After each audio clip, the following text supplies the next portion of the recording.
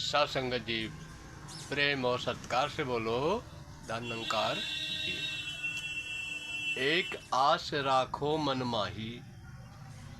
एक राजा था, लाखों उपाय करने पर भी वह पुत्र प्राप्त से वंचित रहा।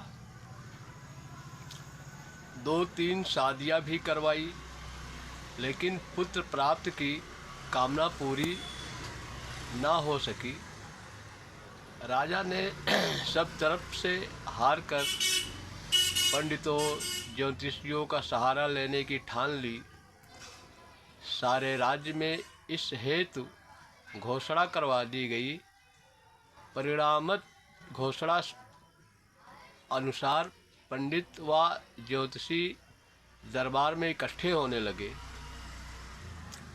बहुत दिनों के सोच विचार के पश्चात वे लोग इस नतीजे पर पहुँचे कि यदि किसी नौजवान लड़के की जिसके सब अंग पूरे हो बलि दी जाए तो राजा को पुत्र रत्न की प्राप्ति हो सकती है।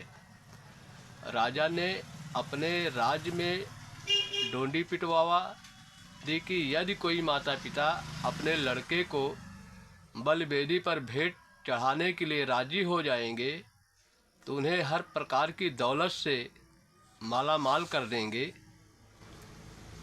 उस नगरी में एक ऐसा परिवार रहता था जिनके 4 लड़के थे। 3 लड़के तो खूब कमाते और मौज उड़ाते, परंतु चौथा लड़का माया में अधिक लिप्त न था। एक महात्मा की कृपा से उसे यह ज्ञान हो चुका था कि संसार के पदार्थों में वास्तविक सुख नहीं बल्कि दातार प्रभु की भक्ति में ही सुख निहित है। परिणामतः वह माया के लिए उतना सा ही प्रयत्न करता जिससे जीवन यापन ठीक तरह हो सके। घर वालों को उसकी यह भगवान फूटी आँख भावना फूटी आँख न भाती थी। वे तो माया को ही जीवन का आधार मानते थे। उन्हें यह लड़का परिवार पर बोझ सा जान पड़ता था, इसलिए सब ने निश्चय किया कि यदि इस लड़के को बलि के लिए भेंट कर दिया जाए तो कोई हर्ज नहीं, बल्कि इससे परिवार को फायदा ही होगा। निश्चित दिन परिवार वाले उस लड़के को लेकर दरबार में हाजिर हो गए। लड़के के चेहरे पर भय के कोई चिन्ह नहीं थे। वह शांत से निश्चित स्थान पर बैठ गया। लड़के को बलिवेदी पर चढ़ाने की तैयारियां होने लगी। राजा ने परंपरा के अनुसार लड़के की बलि चढ़ाने से पहले उस लड़के से उसकी आखिरी इच्छा जाननी चाहिए। लड़के ने नम्र निवेदन किया, मेरी कोई इच्छा नहीं है। दातार प्रभु जो करता है सब ठीक करता है। आपने मुझे जिस काम के लिए बुलाया है मैं उसके लिए हर तरह से तैयार हूँ। पंडितों ने जब लड़के को आखिरी इच्छा बताने के लिए बहुत मजबूर किया तो उसने 1 बोरी रेत मंगवा देने के लिए कहा। रेत की बोरी मंगवाई गई।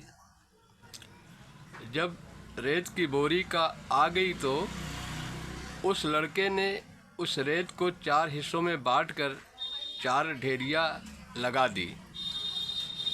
फिर वह एक ढेरी के समीप गया। कुछ देर उस ढेरी के पास रुककर उसने ढेरी पर पाँव की ठोकर दे मारी। पाँव की ठोकर से रेत बिखर गई। इसी तरह उसने दूसरी और तीसरी ढेरी को भी अपने पाँव की ठोकर से बिखेर दिया। लेकिन जब वह चौथी ढेरी के पास पहुंचा तो वहाँ रुकने के बजाय वह उसके चारों ओर चक्कर लगाने लगा। ढेरी के गिर्द चक्कर लगाने के बाद बड़े ही श्रद्धा भाव से उसने उस ढेरी को नतमस्तक हो नमस्कार की। बलि का आयोजन करने वाले पंडित ये सब खेल देखकर दिल में कांपने लगे। उनको लगा कि इस जवान ने कोई जादू टोना किया है।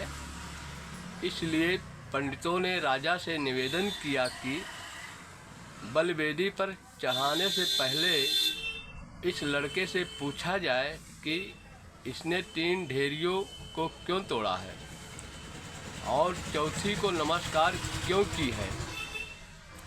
राजा ने जब लड़के से इसका कारण पूछा तो लड़के ने बड़े सहज भाव में उत्तर दिया, राजन, दुनिया में माता पिता की बहुत बड़ा सहारा माना जाता है। मैंने पहली ढेरी उसी सहारे की बनाई थी। आपने खुद देखा है कि लालच में आकर उन्होंने खुद मुझे आपके हाथों बेच दिया है। इसलिए मैंने उस ढेरी को लात मारकर तोड़ दिया। दूसरा सहारा मित्रों और संबंधियों का लिया जाता है, लेकिन उन्होंने भी मुझे बचाने के लिए कोई कोशिश नहीं की। इसलिए मैंने दूसरी को भी ठोकर मारकर बिखेर दिया।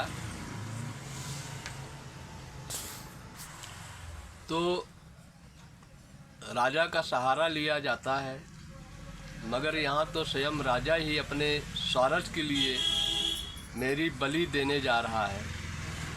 इसलिए मैंने तीसरी ढेरी भी गिरा दी। रही चौथी ढेरी की बात, तो उसे मैंने इसलिए प्रणाम किया क्योंकि दुनिया में अगर कोई असल सहारा और रक्षक है तो वह निराकार प्रभु ही है। अब मैंने अन्य सब सहारे छोड़कर मात्र प्रभु का सहारा लिया है। दातार प्रभु अब जैसा करेगा निसंदेह मेरे हित में होगा। लड़के की तत्व भरी बातों को सुनकर राजा की आंखें खुली की खुली रह गई। उसने दिल ही दिल में निर्णय कर लिया कि मैं इस लड़के को बलि पर चढ़ाने की बजाय उसे ही अपनी गोद में ले लूँगा। राजा ने अपनी पटरानी को बुलाया और लड़के को उसे सौंपते हुए कहने लगा, कौन जाने इसे बलि चढ़ाने से पुत्र की प्राप्ति होगी या नहीं।